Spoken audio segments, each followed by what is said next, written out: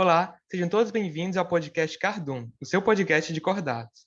Nesse podcast, vamos conversar sobre a origem de tetrápoda e a conquista do ambiente terrestre. Nesse terceiro episódio, vamos falar um pouco sobre os amniota.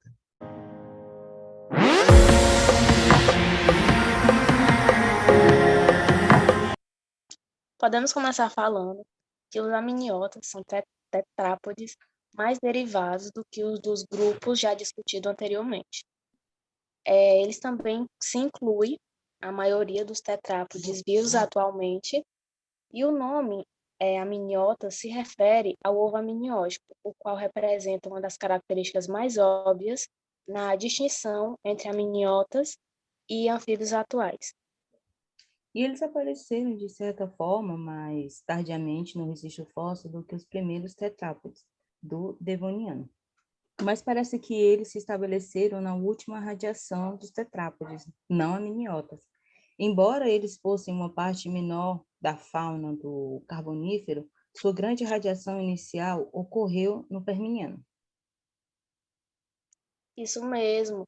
E o mais antigo candidato conhecido para o posto de primeiros amniotas, ou quase amniotas, eles foram encontrados no início do Carbonífero, na Escócia, sendo somente 20 milhões de anos mais jovens do que os primeiros tetrápodes conhecidos. Se esses animais eles se transformaram ou não nos verdadeiros amniotas iniciais, eles são certamente representantes do que um amniota ancestral teria sido, por serem pequenos e mais terrestres do que outros tetrápodes iniciais. Então, os amniotas logo começaram a irradiar para muitas zonas de vida originalmente ocupadas, por tetrápodes não amniotas. E todos esses animais nessa época eram carnívoros, incluindo os comedores de peixes e os invertebrados. Nenhum anfíbio adulto é herbívoro, havendo poucas evidências nos registros fósseis que sugerem que os tetrápodes não amniotas da era paleozoica fossem herbívoros, sendo os diatecs dos Perminiano o provável grupo irmão dos amniotas, a única exceção a esta generalização. E um evento-chave na radiação dos primeiros tetrápodes pode ter sido a grande diversificação dos insetos no Carbonífero superior,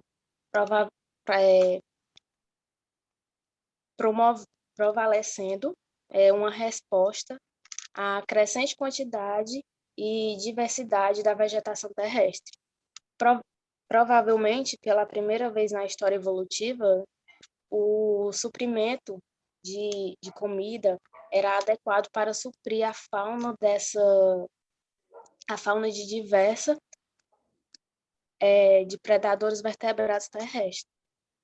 Por isso, a diversidade ecológica e a morfologia dos amniotas que se desenvolveram no final da era paleozoica testifica o sucesso deste clado. Conforme os amniotas terrestres se diversificaram, os não amniotas terrestres se tornaram menos variados.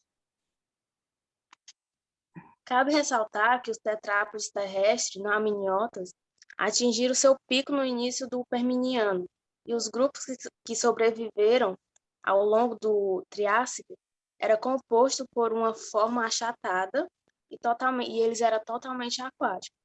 E no início da era Mesozoica em diante, os habitats terrestres eles foram dominados por uma série de radiação de tetrápodes amniotas.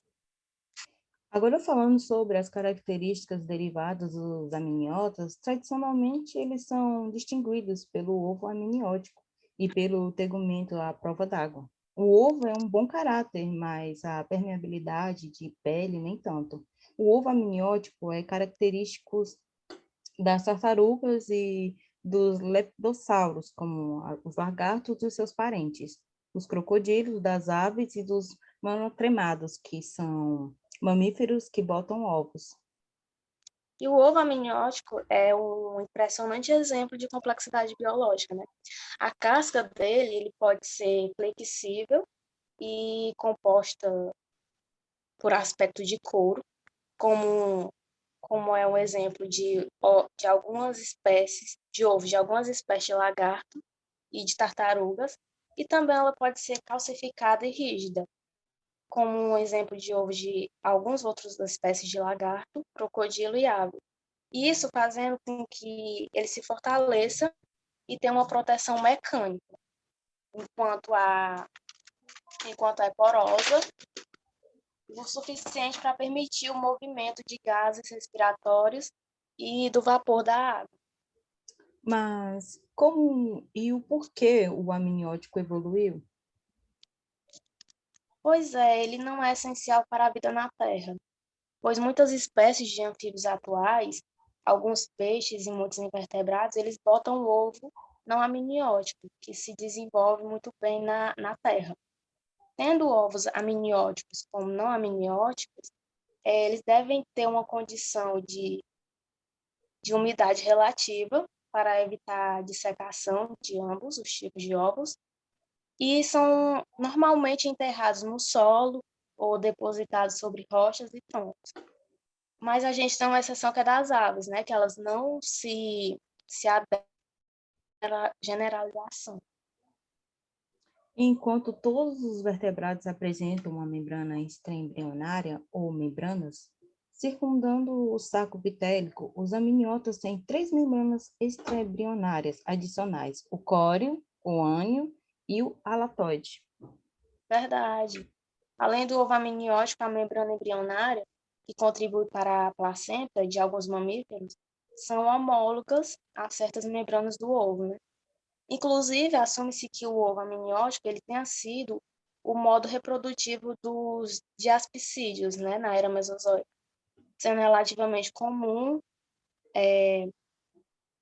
os ovos fósseis de dinossauros, mas de diversas outras formas, os amniotas eles representam um tipo mais derivado de tetrápodes, né, do que os anfíbios viventes e que os tetrápodes não amniotas na era paleozoica. Isso mesmo, e a permeabilidade do tegumento varia muito entre os anfíbios e os amniotas viventes. Embora os amniotas apresentem um tegumento mais espesso do que os anfíbios e possuam uma epiderme queratinizada, a presença de lipídios na pele é provavelmente um fator mais importante na impermeabilização à água. Já a ausência da estrutura similares nos anfíbios modernos pode estar relacionada com o uso da pele na respiração. Em outra importante característica derivada dos anfíbios, ou dos amniotas, é a ventilação costal dos pulmões, né, as costelas. Já que os amniotas dependem do pulmão para a troca de gases, a pele não precisa estar úmida e a perda da água ela é reduzida. E a ventilação costal tem outras consequências, né? Por exemplo, permite que o animal tenha um pescoço longo, porque o movimento das costelas pode produzir uma pressão diferencial grande, bastante, para drenar o ar por um tubo longo e fino, tal como é a traqueia do pescoço dos amniotas. Já em relação aos padrões de fenestração temporal dos amniotas, né? Eles têm sido tradicionalmente subdivididos pelo número de orifícios da cabeça, ou seja, com base na fenestração temporal. E Mica, você pode nos dizer quais as principais configurações que dão nome às diferentes linhagens de amniotas? Claro, as principais configurações que dão nomes às diferentes linhagens de amniotas são as seguintes: anapsídeo, observado nos amniotas primitivos e nas tartarugas; sinapsídeo, observado nos mamíferos e em seus ancestrais; e a diapsídeo, observados em outros répteis e nas aves. O termo arco se refere às barras temporais que se posicionam sob e entre os orifícios. E qual a função desses orifícios? Eles fornecem espaço para o posicionamento dos músculos. Verdade. Além disso, os amniotas, eles possuem músculos maiores e mais diferenciados do que os não amniotas, né? E a noção de criação de espaço, ela foi originalmente a explanação evolutiva preferida.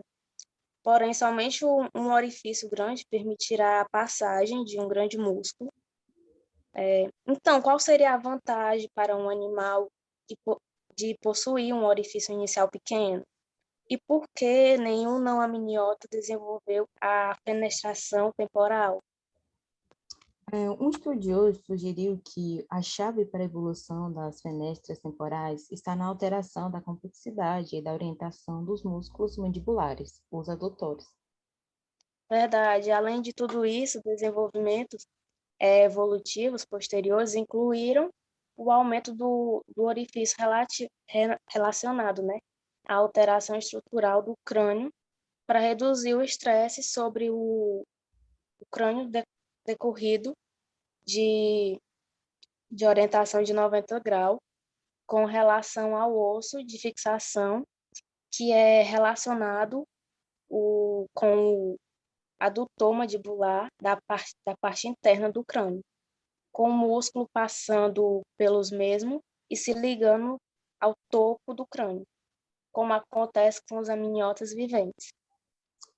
Essas diferenças nas ações musculares relacionadas aos distintos estilos de alimentação levaram a fenestração temporal a tomar formas dissonantes em sinapsida e diapsida. E uma ênfase sobre a pressão estática observada nos mamíferos modernos durante a alimentação é que nos primeiros sinapsidas, que eram inicialmente grandes animais carnívoros, pode ter permitido morder e dilacerar grandes presas vigorosas, né? E em constante uma ênfase sobre a mordedura inicial nos primeiros diapsidas, que era originalmente originalmente de pequenos insetívoros que podem ter permitido captura de presas pequenas e ágeis. Esse foi o nosso terceiro episódio. Utilizamos o livro A Vida dos Vertebrados do Pug como referência. Obrigado pela atenção. Espero que você tenha gostado.